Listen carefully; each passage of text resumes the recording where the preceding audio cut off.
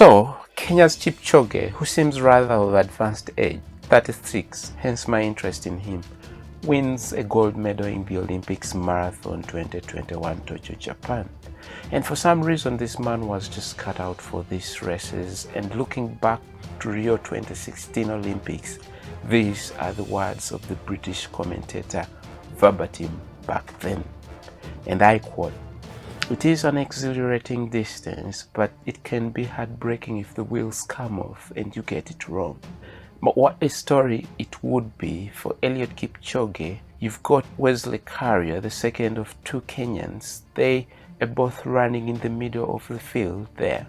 Kipchoge just slightly to the left. He's got that lovely economical track action.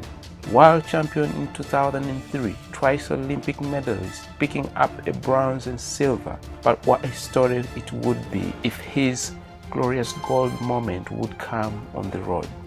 And it was after he failed qualifying for the Olympics 5 or 10,000 meter team for Kenya in London that he decided to change angle.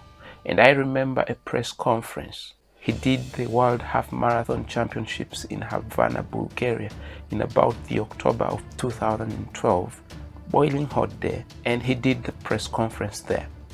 And he said, "I'm gonna have a crack at the marathons. I've got a funny feeling that I might be really good at it," which may sound a little boastful, but many Kenyans are not like that.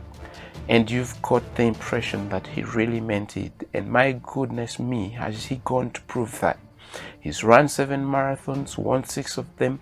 His slowest marathon, Eliud Kipchoge, is 2:05:30. That was his first marathon in Hamburg. He's got an absolutely incredible record, so in theory he should be the overwhelming favorite here. But history tells us that favorites very rarely win the Olympic marathon. So a lot of intrigue to come over the next hour. End of quote.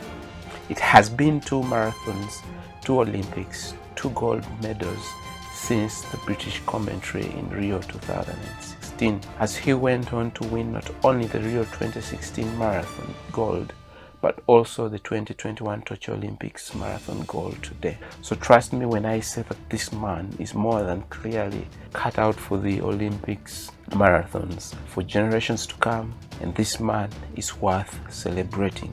That's why I have brought him here. Thank you for subscribing.